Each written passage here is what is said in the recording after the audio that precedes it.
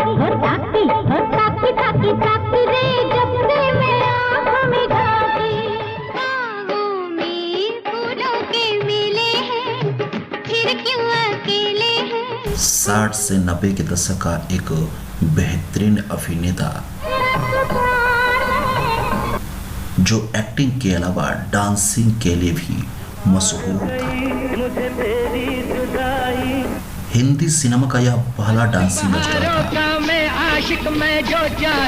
जो डांसिंग के कारण जंपिंग जैक के नाम से बॉलीवुड इंडस्ट्री में जाना जाता है। चॉकलेटी लुक वाला ये हीरो उस समय की सभी अभिनेत्रियों के साथ जोड़ी बनाने के लिए डायरेक्टर बेताब थे। लेकिन क्या दोस्तों आपको मालूम है कि इनका पर्सनल लाइफ हमेशा विवादों में रहा है। वे अपने बचपन के दोस्त शोभा कपूर से शादी के बाद हेमा मालिनी के साथ लव अफेयर में काफ़ी दिन सुर्खियों में रह चुके थे। न जाने इनका कई अभिनेत्रियों के साथ भी लव अफेयर की खबरें उस समय बॉलीवुड में छाई हुई थी। तो चलिए दोस्तों जानते हैं इस हैंडसम और चॉकलेटी हीरो के बारे में। नमस्कार प्रणाम दोस्तों, स्वागत है आप सभी का हमारे इस YouTube चैनल बॉलीवुड स्टोरीज में। आज बात करेंगे मशहूर अभिनेता और अदाकारा जितेंद्र के बारे में। इनका जीवन काफ़ी गरीबी में बीता था। ये मुंबई के एक चौल में रहते थे और इनका जीवन कहा जाए तो इतना आसान नहीं था फिल्मों में आना। इनका जीवन किसी फिल्म की कहानी से कम नहीं है। वैसे इनका जन्म 7 अप्रैल 1942 को पंजाब के अमृतसर में हुआ था। इनके पिता अमरनाथ कपूर और माँ कृष्णा कपूर नकली ज्वेलरी का काम किया करते थे। इनके बचपन का नाम रवि कपूर था, जिसे बाद में वे जितेंद्र रख लिए थे। भले ही जितेंद्र जी का जन्म पंजाब में हुआ था, लेकिन इनका लालन पालन और परवरिश मुंबई में ही हुआ था। इन्होंने अपनी शुरुआती शिक्षा Saint Sebastian high school Girgaon से पूरी की थी और आगे की पढ़ाई इन्होंने मुंबई के सिद्धार्थ कॉलेज से पूरी की थी। अब बात करते हैं इनके शादी और इनके फैमिली के बारे में। इनके पहली लेडी लव से पहली मुलाकात काफ़ी कम उम्र में ही हो गई थी। पहली मुलाकात इनकी शोभा से महज इनकी उम्र 14 साल थी उसी समय हुई थी। शोभा ने अपनी पढ़ाई पूरी करने के बाद ब्रिटिश एयरवेज में बतौर एयर होस्टेस अपने करियर की शुरुआत की थी। वहीं इस दौरान साल 1960 से 1966 के बीच जितेंद्र खुद को इंडस्ट्री में स्थापित करने का प्रयास कर रहे थे। इसी दौरान इनका शोभा से लव अफेयर शुरू हो जाता है, जो साल 1972 तक बेहद करीबी से साल 1972 तक चलता है। इनकी शादी भी काफ़ी फिल्मी अंदाज में हुई थी। बताया जाता है कि 31 अक्टूबर को जितेंद्र ने अपने पेरेंट्स को फ़ोन पर जानकारी दी थी कि वह शाम को शोभा के साथ शादी करने जा रहे हैं। तब इनके पेरेंट्स ने उनसे कहा कि आप शादी एक सप्ताह बाद करो, लेकिन उन्होंने यह बात नहीं मानी क्योंकि उनको डर था कि कहीं शादी का डेट आगे न बढ़ जाए। इसलिए इन्होंने सामान्य तरीके से शोभा से शादी कर ली थी। इनकी शादी में कई फिल्म हस्तियां जैसे राजेश खन्ना, जो इनके बचपन के मित्र थे, इनकी पढ़ाई और राजेश खन्ना की पढ़ाई दोनों की एक साथ और एक ही यूनिवर्सिटी से संपन्न हुआ था। और अन्य गेस्ट में गुलजार साहब, संजीव कपूर भी शामिल हुए थे। हालांकि जितेंद्र के अफेयर की खबरें ड्रीम गर्ल यानी हेमा मालिनी के साथ भी खूब उड़ी थी। बताया जाता है कि शादी के बाद इनकी हेमा मालिनी के साथ काफ़ी खबरें उड़ी थी।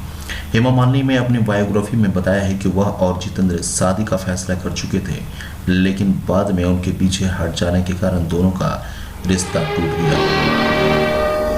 जितेंद्र और शोभा के 2 बच्चे तुषार कपूर और एकता कपूर हैं।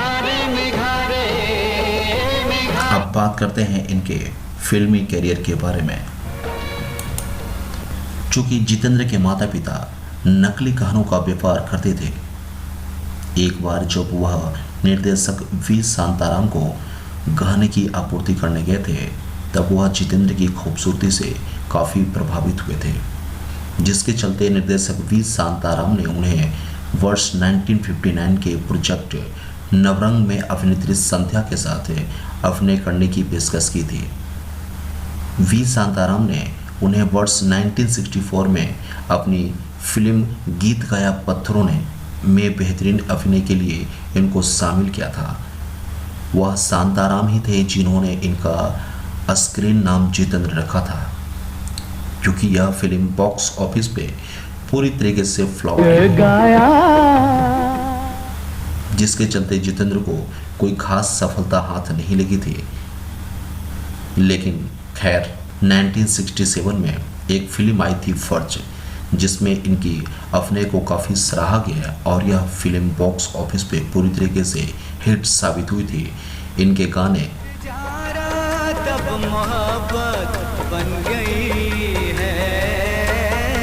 उत्साही नृत्य के द्वारा फरमाया गया था, जिसके चलते इन्हें जंपिंग जैक का भी नाम दिया गया।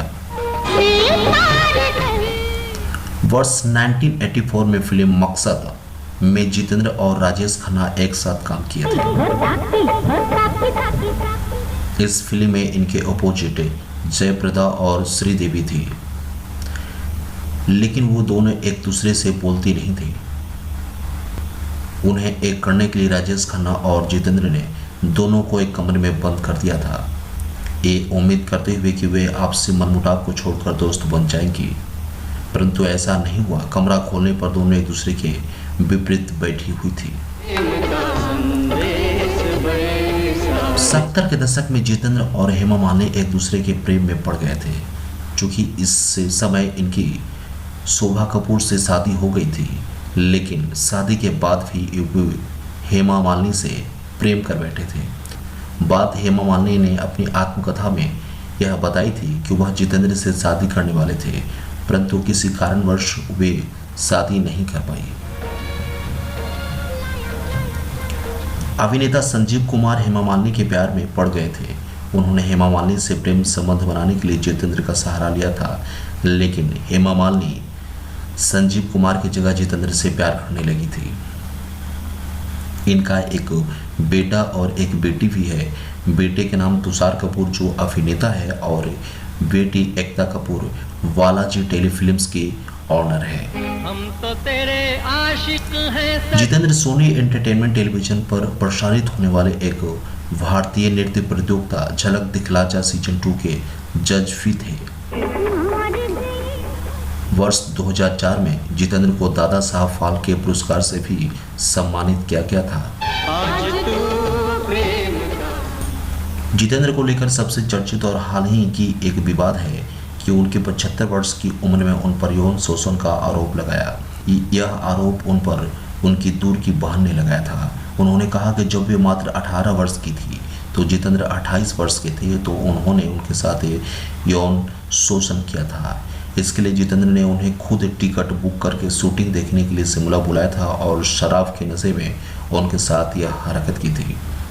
लेकिन जितेंद्र के वकील ने इस मामले में कहा कि यह केवल एक एक्टर की इमेज को नुकसान पहुंचाने की साजिश है, और इस तरह की कोर्ट ने इनके संबंध में जितेंद्र के पक्ष में फैसला किया और यह निर्दोष साबित हुए।